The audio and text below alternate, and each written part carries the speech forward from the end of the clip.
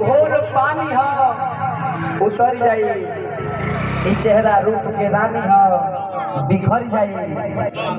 अरे ए रोहित बाबू, हे नकली चीज के सजावट करो, सजावो, लेकिन यही पर जवन चढ़ल भाई सोने के पानी है, कहियो ना कहियो उतर जाई। 4 दिन के जिंदगी बा मेहमान बन के जिया हो, 4 दिन के जिंदगी बा मेहमान बन के जिया।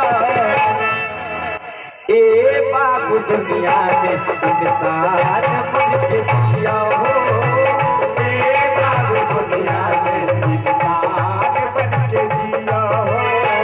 4 दिन की जिंदगी का मेहमान बन के जिया हो, 4 दिन की जिंदगी का मेहमान बन के जिया हो। ए भैया दुनिया में इंसान बन के जिया हो,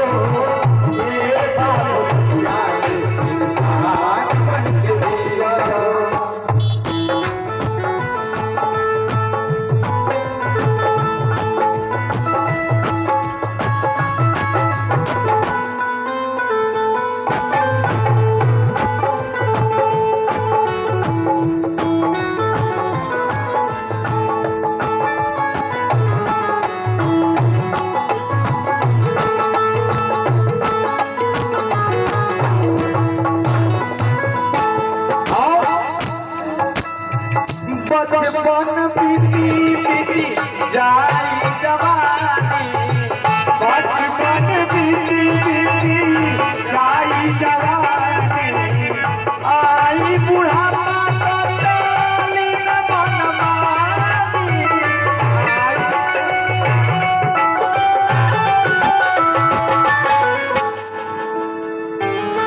हरे बचपन बीती बीती जाई जवानी, आई बुढ़ापा तो चली न मनमानी। और भैया केहू खातिर केहू के जान बन के जिया हो, केहू खातिर केहू के जान बन के जिया।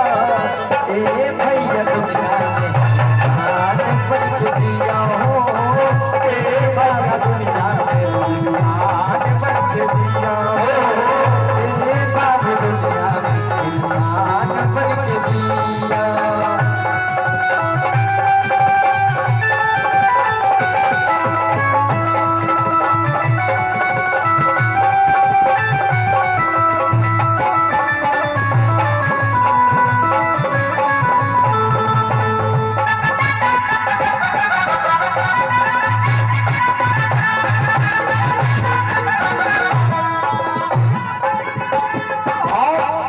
देखिए बड़ी सुंदर लाइन बा ए निर्गुण में।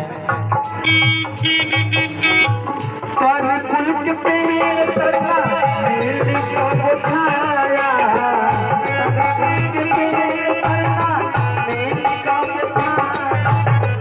गंगा के नहैया सब होई काया,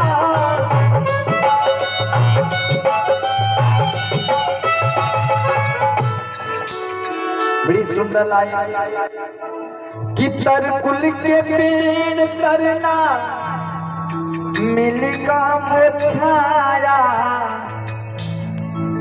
गंगा के नहैला ना साफ होई काया। अगर दिल के अंदर पाप बा, केहू के दिल दुखावत नहीं, रोज 3-5 करत नहीं, छोरा झपटी होता,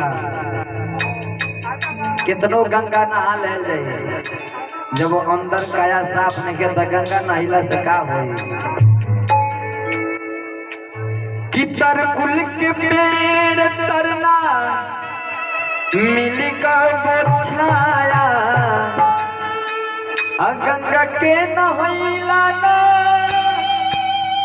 सब होई काया। और भैया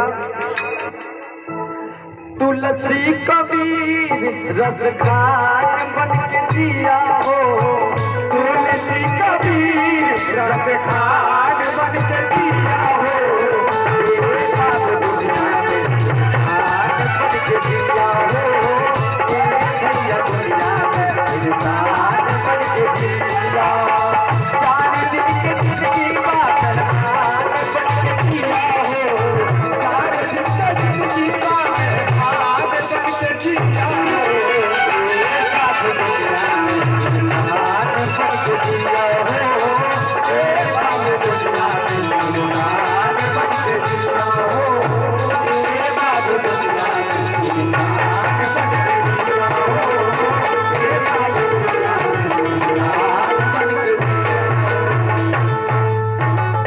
ए बाबू दुनिया में इंसान बन के जिया।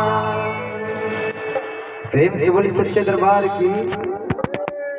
देखिए बहुत सारा ढेर आशीर्वाद आइल बा, इ निर्गुण पर जौन जीवन के सत्यता बा और यही जा कार्यक्रम के विराम